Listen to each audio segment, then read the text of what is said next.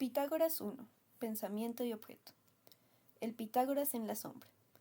Hubo una persona llamada Pitágoras que vivió y murió alrededor del 1570 al 495 a.C., pero se sabe muy poco de él, o quizás se sabe un montón sobre él, pero la mayor parte es seguramente falsa, porque el rastro documental está repleto de contradicciones.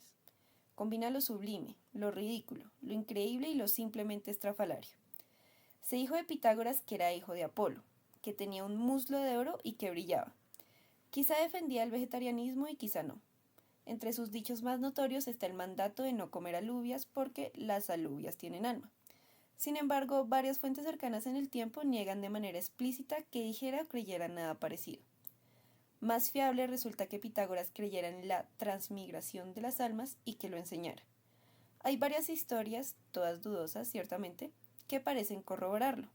Según Aulogelio, Pitágoras recordaba 4 de sus vidas pasadas, entre ellas la que pasó como un bello cortesano llamado Alco.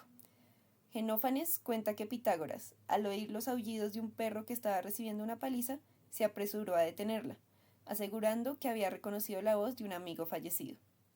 Pitágoras también, como haría San Francisco siglos después, predicaba a los animales. La enciclopedia Stanford de Filosofía, un recurso en línea gratis y extremadamente valioso, lo resume así. La imagen moderna y popular de Pitágoras es la de un maestro de las matemáticas y la ciencia. Las evidencias cercanas a su época muestran, sin embargo, que, aunque Pitágoras fue famoso en sus días e incluso 150 años después, en la época de Platón y Aristóteles, no era en la matemática ni en la ciencia en lo que se basaba su fama. Pitágoras era famoso, primero, como experto en el destino del alma después de la muerte, que enseñaba que el alma era inmortal y pasaba por una serie de reencarnaciones. Segundo, como experto en el ritual religioso. Tercero, como un remedio milagroso que tenía un muslo de oro y podía estar en 2 sitios a la vez. Cuarto, como fundador de un estilo de vida estricto que pregonizaba restricciones dietéticas y una autodisciplina rigurosa. Unas cuantas cosas parecen claras. El Pitágoras histórico nació en la isla griega de Samos. Viajó mucho y se convirtió en el inspirador y fundador de un movimiento religioso inusual. Su culto floreció brevemente en Crotona, sur de Italia, y desarrolló sucursales en otros lugares antes de ser reprimido en todas partes. Los pitagóricos formaban sociedades secretas, y en ellas se centraba la vida de los iniciados. Estas comunidades, que incluían tanto hombres como mujeres, proclamaban una especie de misticismo intelectual que a la mayoría de sus contemporáneos les parecía maravilloso, pero extraño y amenazador. Su visión del mundo se centraba en la veneración de los números y en la armonía musical, que según ellos reflejaba la estructura profunda de la realidad. Como veremos, algo de razón tenía. El Pitágoras real. Aquí está de nuevo la enciclopedia Stanford. La imagen de Pitágoras que emerge de las evidencias no es por tanto la de un matemático que ofrecía demostraciones rigurosas, ni la de un científico que hiciera experimentos para descubrir la naturaleza del mundo natural, sino más bien la de alguien que ve un significado especial y asigna una prominencia especial a las relaciones matemáticas que circulaban ampliamente. Bertrand Russell fue más sucinto, una combinación de Einstein y Mary Baker Eddy. Para los estudiosos de la biografía factual, uno de los mayores problemas es que los seguidores posteriores de Pitágoras atribuyeron sus ideas al propio Pitágoras. De esa forma esperaban revestir sus ideas de autoridad y a la vez, reforzando la autoridad de Pitágoras, promover su comunidad que había sido fundada por él.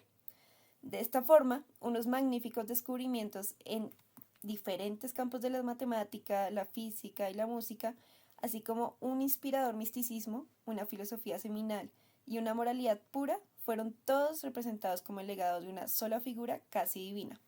Esa figura formidable es, para nosotros, el Pitágoras real. No es del todo inadecuado atribuir al histórico Pitágoras en la sombra algún mérito del Pitágoras real, porque los grandes logros del segundo en matemáticas y ciencia surgieron de la forma de vida que el primero inspiró y de la comunidad que fundó. Los lectores inclinados a ellos pueden trazar paralelos en las diferentes carreras en la vida y después de ella de otras grandes figuras religiosas. Gracias a Rafael sabemos qué aspecto tenía el Pitágoras real. En la lámina B, Pitágoras trabajando, de la Escuela de Atenas de Rafael.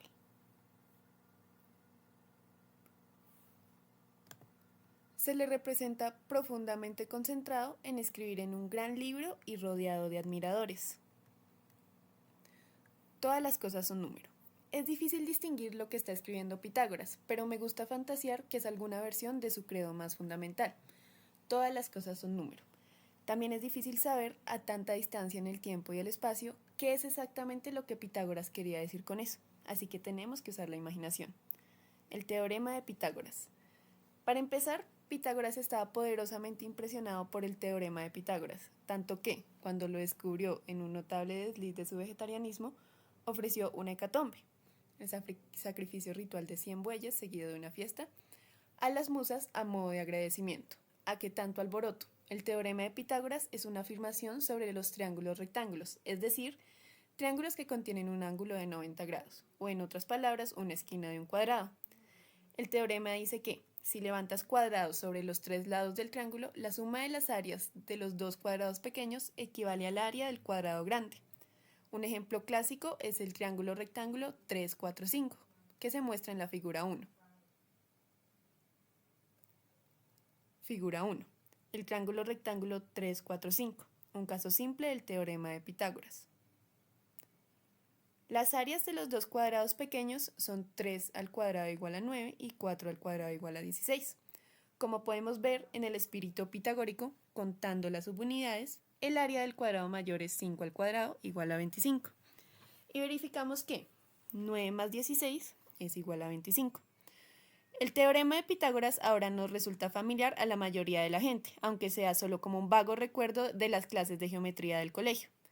Pero si escuchas su mensaje como si volvieras a empezar, con los oídos de Pitágoras, por decirlo así, te das cuenta de lo que dice es totalmente deslumbrante. Te dice que la geometría de los objetos incorpora relaciones numéricas ocultas. Te dice, en otras palabras, que el número describe, si no todas las cosas, al menos sí algo muy importante sobre la realidad física, en concreto los tamaños y las formas de los objetos que moran en ella.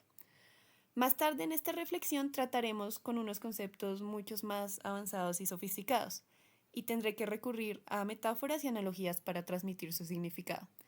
La alegría especial que uno encuentra en el pensamiento matemático preciso, cuando los conceptos definidos con nitidez encajan juntos a la perfección, se pierde con la traducción. Pero aquí tenemos la oportunidad de experimentar esa alegría especial. Parte de la magia del teorema de Pitágoras es que uno puede demostrarlo con una preparación mínima. Las mejores demostraciones son inolvidables y su recuerdo perdura toda la vida.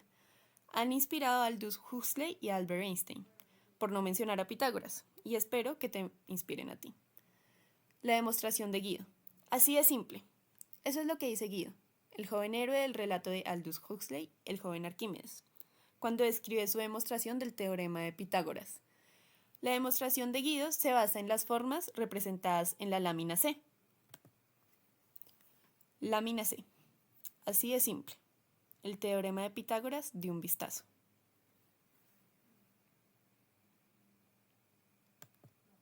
El juguete de Guido. Expliquemos lo que a Guido le resultaba obvio de un vistazo. Cada una de las dos imágenes contiene 4 triángulos de colores que son iguales en una y otra. Todos los triángulos de colores son rectángulos y todos tienen el mismo tamaño. Digamos que el lado más pequeño tiene una longitud A, el de tamaño intermedio B, y el más largo la hipotenusa C. Entonces es fácil ver que el lado de cualquiera de los dos cuadrados grandes, las dos imágenes totales, tienen la longitud A más B, y que esos dos cuadrados tienen la misma área. Por tanto, las partes no triangulares de las dos imágenes han de tener también áreas iguales. Pero, ¿qué son esas áreas iguales? En la primera imagen tenemos un cuadrado azul del lado A y un cuadrado rojo del lado B. Sus áreas son A al cuadrado y B al cuadrado, y su área combinada es A al cuadrado más B al cuadrado. En la segunda imagen tenemos un cuadrado gris del lado C. Su área es C al cuadrado. Recordando el párrafo anterior, concluimos que A al cuadrado más B al cuadrado es igual a C al cuadrado, que es el teorema de Pitágoras. La demostración de Einstein. En sus notas autobiográficas, Einstein recuerda: recuerdo que un tío me habló del teorema de Pitágoras antes de que el cuadernillo de geometría sagrada cayera en mis manos. Tras mucho esfuerzo conseguí demostrar el teorema basándome en triángulos similares. Al hacerlo me pareció evidente que las relaciones de los lados de los triángulos rectángulos tendrían que venir determinadas por uno de los ángulos agudos. No hay realmente el suficiente detalle en ese recuento para reconstruir la demostración de Einstein con certeza, pero aquí, en la figura 2, presento mi mejor conjetura. Esta conjetura merece ser cierta, porque es la demostración más simple y más bella del teorema de Pitágoras. En particular, esta demostración clarifica de manera brillante por qué son los cuadrados de las longitudes los que están implicados en el teorema. Una joya pulida. Empezamos con la observación de que los triángulos rectángulos que tienen un ángulo común phi son similares entre sí, en el sentido preciso de que puedes transformar uno en otro sin más que cambiar la escala, aumentarlo o encogerlo. También, si cambiamos la escala del triángulo por un factor, entonces cambiamos su área por el cuadrado de ese factor. Figura 2. Una reconstrucción plausible de la demostración de Einstein a partir de sus notas autobiográficas. Ahora consideremos los tres triángulos rectángulos que aparecen en la figura 2, la figura total y los dos subtriángulos. ¿Qué contiene? Cada uno de ellos contiene el ángulo phi, de modo que son similares. Sus áreas son, por tanto, proporcionales a al cuadrado, b al cuadrado, c al cuadrado, yendo de menor a mayor. Pero como los dos subtriángulos suman el triángulo total, las áreas correspondientes deben sumar también. Y por tanto, a al cuadrado más b al cuadrado es igual al c al cuadrado. El teorema de Pitágoras salta de repente. Una bella ironía. Supone una bella ironía que el teorema de Pitágoras se pueda usar para socavar su propia doctrina de que todas las cosas son número. Ese resultado escandaloso es el único resultado de la escuela pitagórica que no se atribuyó a Pitágoras, sino a su pupilo Hipaso. Poco después de su descubrimiento, Hipaso se ahogó en el mar. Si su muerte debe atribuirse a la ira de los dioses o a la de los pitagóricos es objeto de debate. El razonamiento de Hipaso es muy inteligente, pero no demasiado complicado. Demos un paseo por él. Consideremos un triángulo rectángulo isósceles, es decir, con los dos catetos iguales. En otras palabras, A igual a B. El teorema de Pitágoras nos dice que 2 por A al cuadrado es igual al C al cuadrado. Ahora supongamos que las longitudes A y C son números enteros. Si todas las cosas son número, más vale que lo sean, pero hallaremos que eso es imposible. Si tanto A como C son números pares, podemos considerar un triángulo similar de la mitad de tamaño y podemos seguir reduciéndolo hasta que alcancemos un triángulo donde al menos uno de los dos, A, C, es impar. Pero sea cual sea nuestra elección, llegamos a una contradicción. Primero supongamos que C es impar, entonces también lo es C al cuadrado. Pero 2 por A al cuadrado es igual a C al cuadrado, es obviamente par, puesto que contiene un factor 2. De modo que no podemos tener 2 por A al cuadrado igual a C al cuadrado, como nos dice el teorema de Pitágoras. Contradicción. Alternativamente, supongamos que C es par. Digamos que C es igual a 2 por P. Entonces, C al cuadrado es igual a 4 por P al cuadrado. Entonces, el teorema de Pitágoras nos dice, después de dividir ambos lados de la ecuación por 2, que A al cuadrado es igual a 2 por P al cuadrado. Y por tanto, A no puede ser impar. Por el mismo razonamiento que antes, contradicción. Así que todas las cosas no pueden ser números enteros, después de todo. No puede haber un átomo de longitud tal que todas las posibles longitudes sean múltiplos enteros de la longitud de ese átomo. A los pitagóricos no parece habérseles ocurrido que se puede extraer una conclusión diferente, salvando así el todas las cosas son número. Después de todo, se puede imaginar un mundo en el que el espacio se construye a partir de muchos átomos idénticos. De hecho, mis amigos Ed Fredkin y Stephen Wolfram defienden modelos de nuestro mundo basados en autómatas celulares que tienen exactamente esa propiedad. Y la pantalla de tu ordenador, basada en átomos de luz a los que llamamos píxeles, demuestra que un mundo así puede parecer muy realista. Lógicamente, la conclusión correcta que debe extraerse es que en ese mundo no se pueden construir triángulos rectos isósceles exactos. Algo tiene que ir ligeramente mal. O bien el ángulo recto no tiene exactamente 90 grados, o bien los dos lados cortos no son exactamente iguales, o, como en la pantalla del ordenador, los lados de tus triángulos no serán exactamente rectos. Esta no es la opción que eligieron los matemáticos griegos. En su lugar, consideraron la geometría en su forma continua más atractiva, donde permitimos coexistir los ángulos rectos exactos y la igualdad exacta de los lados. Esta es también la opción que ha demostrado más fructífera para la física, como aprenderemos de Newton. Para hacerlo, tuvieron que dar prioridad a la geometría sobre la aritmética, porque como hemos visto, los números enteros son inadecuados para describir incluso las figuras geométricas más simples. Así que abandonaron la letra, aunque no el espíritu. De todas las cosas son número. Pensamiento y objeto. Porque la verdadera esencia del credo de Pitágoras no es la afirmación literal de que el mundo debe encarnar números enteros, sino la convicción optimista de que el mundo debería encarnar conceptos bellos.